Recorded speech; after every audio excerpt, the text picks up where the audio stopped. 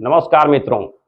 लग्न के आधार पे शनि का विभिन्न भावों में प्रभाव को लेकर जो मैंने श्रृंखला शुरू की थी, उसमें आज लेकर आए हैं कन्या लग्न की चर्चा।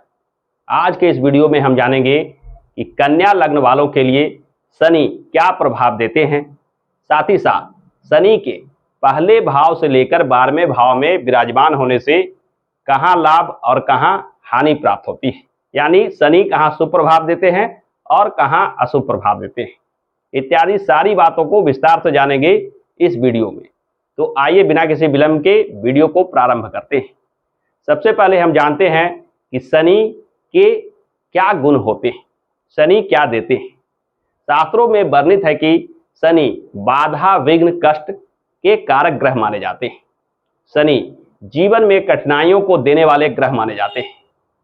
यह शनि मोटे तौर पे देखने से अशुभ प्रभाव देने वाले ग्रह प्रतीत होते हैं, परंतु अगर सूक्ष्म रूप से देखा जाए, गहन रूप से देखा जाए, तो यह निश्चित मानिए कि शनि हमें उन सारी बातों को सिखाता है, उन चीज़ों का ज्ञान देता है जो जीवन में आवश्यक है, यानी कि भविष्य में आने वाले समस्याओं के निराकरण का ज्ञान समय के पूर्व सिखाकर हमें शनि बली बनाते हैं।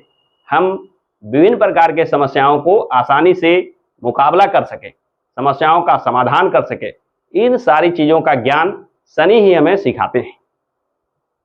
शनि के बारे में शास्त्रों में वर्णित है कि शनि यदि शुभ प्रभाव देने की स्थिति में आ गए हो तो यह निश्चित मानिए कि व्यक्ति गंभीर से गंभीर समस्याओं में स्थिर चित्त रहते हैं और उन समस्याओं का निराकरण हंसते हंसते करते हैं।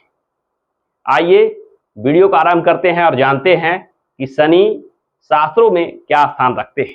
आइए सबसे पहले आरंभ करने के पूर्व जानते हैं कि शनि की क्या क्या विशेषता होती है। जैसा कि आप चार्ट में देख रहे हैं कि शनि 10 नंबर 11 नंबर मकर और कुंभ राशि के स्वामी होते हैं। यह शनि 7 नंबर यानी तुला राशि में उच्च राशि के माने जाते हैं और 1 नंबर यानी मेष राशि में नीच राशि के माने जाते हैं। शनि विशेष रूप से तुला राशि में शुभ प्रभाव देने की स्थिति में आ जाते हैं। कन्या लग्न वालों के लिए शनि क्या प्रभाव रखते हैं, आइए सबसे पहले इसको देखते हैं। जैसा कि आप चार्ट में देख रहे हैं, कन्या लग्न का चार्ट 6 नंबर से प्रारंभ होगा। यहाँ 10 नंबर और 11 नंबर के स्वामी शनि होते हैं, यानी पंचम भाव और छठे भाव के स्वामी होकर शनि प्रभाव रखते हैं। पंचमेश के रूप में शनि एक शुभ ग्रह बन जाते हैं, परंतु छठे भाव के स्वामी होने की वजह से कुछ ना कुछ इनमें अशुभता भी देखने को मिलता है। शनि के विभिन्न भाव में क्या प्रभाव होता है, आइए एक एक कर जानते हैं। सबसे पहले चर्चा करें, अगर शनि प्रथम भाव में विराजमान हो तो क्या प्रभाव देते हैं। प्रथम भाव में स्थित होने पर शनि कुछ ना कुछ विद्या बुद्धि और विवेक को बढ़ाने का कार्य करते हैं एवं आप में तीव्र बुद्धिमत्ता देते हैं। यह शनि विद्या और बुद्धि के साथ साथ किसी कार्य को करने की कार्यशीलता, लगनशीलता जैसे चीजों को विशेष रूप से देते हैं। हालांकि यहाँ शनि विराजमान हो, यानी लग्न में शनि विराजमान हो, तो शनि के दृष्टि की वजह से वैवाहिक जीवन में समस्याएं देखने को मिलता है। प्रथम भाव के बाद यदि हम चर्चा करें द्वितीय भाव में विराजमान शनि के बारे में, द्वितीय भाव में शनि तुला राशि के विराजमान हो जाते हैं। कन्या लग्न वालों के लिए जब शनि यहाँ विराजमान हो तो यह अत्यंत शुभ स्थिति कही जाएगी, क्योंकि यहाँ शनि उच्च राशि के हो जाते हैं और उच्च राशि के शनि विशेष लगनशीलता, कर्मठता एवं जुझारूपन देता है। क्योंकि शनि जब उच्च राशि के हो जाते हैं तो यह निश्चित मानिए कि व्यक्ति की सहनशीलता विशेष रूप से होती है। ये किसी कार्य में लगकर विशेष सफलता अर्जित करते हैं। धन के मामले में भी यहाँ स्थित होकर शनि भाग्यवान बनाते हैं, यानी धन संपदा प्राप्त करना आसानी होता है। द्वितीय भाव के बाद यदि चर्चा करें तृतीय भाव में विराजित शनि के बारे में, तृतीय भाव यानी वृश्चिक राशि के शनि जब कन्या लग्न वालों के कुंडली में विराजित हो तो यहाँ शनि शुभ प्रभाव कम देते हैं। यहाँ तृतीय भाव में विराजित शनि कहीं ना कहीं भाग्य में बाधा एवं पारिवारिक सुख की कमी जैसे चीजों को देते हैं, यानी जीवन में बाधा विघ्न और कष्टों को बढ़ाते हैं। तृतीय भाव में विराजित होकर शनि चतुर्थ भाव में जब आते हैं, यानी कन्या लग्न वालों के कुंडली में शनि यदि चतुर्थ भाव में विराजमान हो तो यह शनि धनु राशि के शनि बन जाते हैं। धनु राशि गुरु की राशि है, अतः शनि के नकारात्मकता को यह राशि कम कर देता है। यहाँ शनि जब विराजमान हो तो ऐसे जातक को घर परिवार का सुख मिलता है, भूमि मकान आवास इत्यादि का सुख मिलता है। यहाँ शनि विराजमान होकर जमीन से जुड़े लाभ, घर मकान से जुड़े लाभ विशेष रूप से देते हैं। कन्या लग्न वालों के लिए धनु राशि का यह शनि एक शुभ प्रभाव देने वाले ग्रह बन जाते हैं। चतुर्थ भाव के बाद यदि हम चर्चा करें पंचम भाव में विराजित शनि के बारे में, यहाँ पंचम भाव के स्वामी स्वयं पंचम भाव में विराजित हों तो यह भाव विद्या बुद्धि विवेक और संतान का भाव होने की वजह से इन चीजों को बढ़ाने के कारक बन जाते हैं शनि। यानी स्वगृही शनि यदि पंचम भाव में विराजमान हो तो ऐसे व्यक्ति विद्या बुद्धि विवेक में तेज होते हैं। इन्हें संतान से भी सुख प्राप्त होता है, यानी इनकी अपनी विद्या बुद्धि तो होती है, साथ ही साथ इनके संतान भी विशेष तरक्की और उन्नति प्राप्त करते हैं। यानी पंचम भाव में शनि का विराजमान होना कन्या लग्न वालों के लिए एक शुभ प्रभाव देने वाला स्थिति बन जाता है। पंचम भाव के बाद यदि हम चर्चा करें छठे भाव में विराजित शनि के बारे में, यह छठा भाव रोग ऋण शत्रु का भाव माना जाता है। इस भाव में शनि का विराजमान होना एक शुभ प्रभाव देने की स्थिति बन जाती है, क्योंकि यहाँ शनि स्वगृही के होकर विराजमान होते हैं। स्वगृही शनि रोग ऋण शत्रु से बचाव का कार्य करते हैं। शनि ऐसे सारे समस्याओं से बचाते हैं जिनका सीधा सीधा संबंध रोग ऋण और शत्रु से होता है, क्योंकि अशुभ भाव में अशुभ ग्रह का विराजमान होना एक शुभ प्रभाव देने की स्थिति मानी जाती है। छठे भाव के बाद यदि सप्तम भाव में शनि के विराजमान होने की चर्चा की जाए, यहाँ शनि गुरु की दूसरी राशि यानी मीन राशि में विराजमान होते हैं। यहाँ भी शनि अपने अशुभता को कम कर देते हैं, क्योंकि गुरु के राशि में शनि की अशुभता कम देखने को मिलता है। यहाँ विराजित होकर शनि हालांकि विवाह आदि संबंधित चीजों में कहीं ना कहीं विलंब की स्थिति तो जरूर बनाते हैं, परंतु वैवाहिक सुख और वैवाहिक जीवन में ज्यादा अशुभ प्रभाव देखने को नहीं मिलता है। यह शनि केवल विवाह में विलंब का योग बनाते हैं। सप्तम भाव के बाद यदि अष्टम भाव में शनि के विराजमान होने की चर्चा की जाए तो अष्टम भाव में शनि का विराजमान होना कहीं ना कहीं नकारात्मकता को बढ़ा देता है, क्योंकि शनि अब अपने नीच राशि में विराजमान हो जाते हैं। यहाँ अष्टम भाव जो पैतृक धन संपदा, गुप्त ज्ञान एवं आध्यात्मिक ज्ञान जैसे चीजों के कारक भाव माना जाता है, वहां नीच राशि में विराजित शनि इन चीजों से विमुख कर देते हैं। यानी कि आपको कहीं ना कहीं परिवार से जुड़े, पैतृक धन संपदा से जुड़े परेशानी जीवन में अवश्य देखना पड़ता है। अष्टम भाव के बाद शनि नवम भाव में जब विराजमान हो, यह वृष राशि के शनि भाग्य भाव में विराजमान होते हैं, तो यह शनि शुक्र के राशि में विराजमान होने की वजह से कुछ न कुछ आपके लिए शुभता अवश्य रखते हैं, परंतु शनि अपने स्वाभाविक प्रभाव को दूर नहीं करते।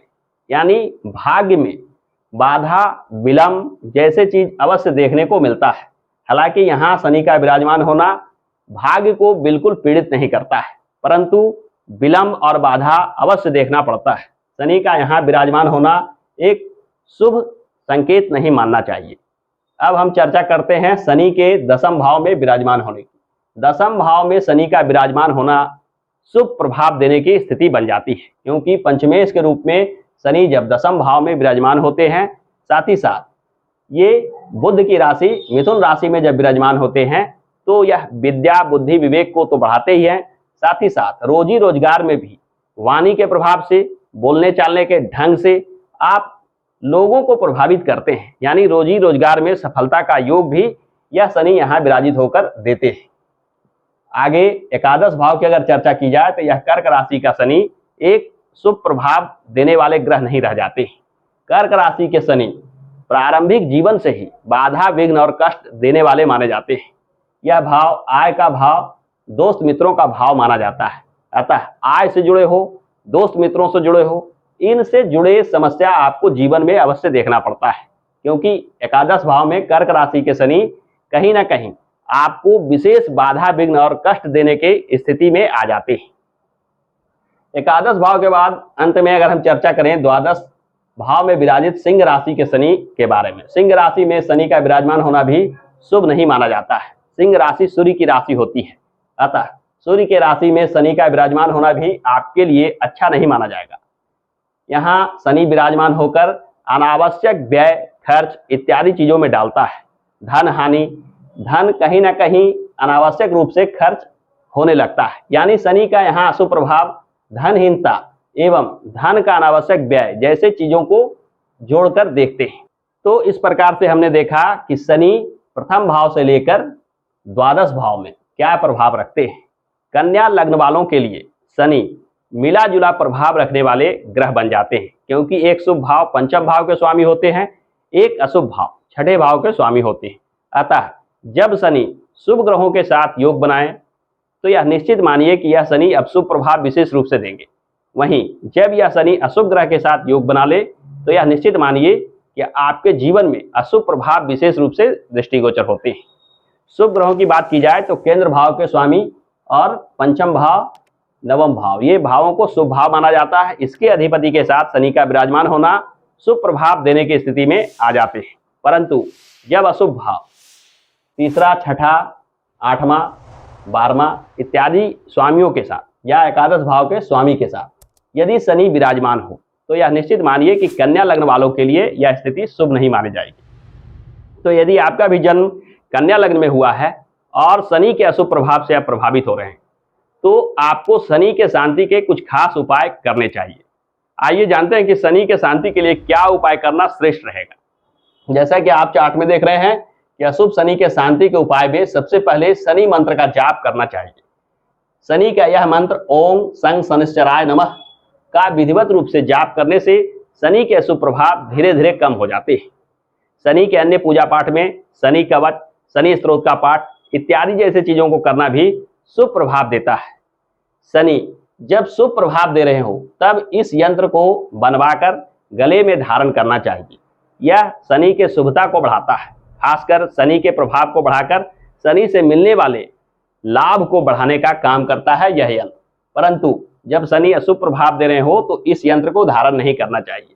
शनि के शांति के लिए दान का भी महत्व बताया गया है। शनि के दान की वस्तुओं की बात की जाए तो काला तिल, उड़द की दाल, काले कपड़े, जूता चप्पल, लोहा, सरसों का तेल, कंबल या नकदी रुपया पैसा जैसे चीजों को दान करने से भी शनि के अशुभ प्रभाव को कम किया जा सकता है। यानी जब जीवन में शनि अशुभ प्रभाव दिखा रहे हो, कोई कार्य में बाधा, विघ्न और कष्ट लग गया हो तो आपको अपने कुंडली के आधार पर शनि का आकलन करके शनि से जुड़े उपाय अवश्य करना चाहिए। शनि के इन उपायों को करने से जीवन में आ रही बाधा, विघ्न और समस्या धीरे धीरे दूर होने लगती है। तो आज के वीडियो में बस इतना ही।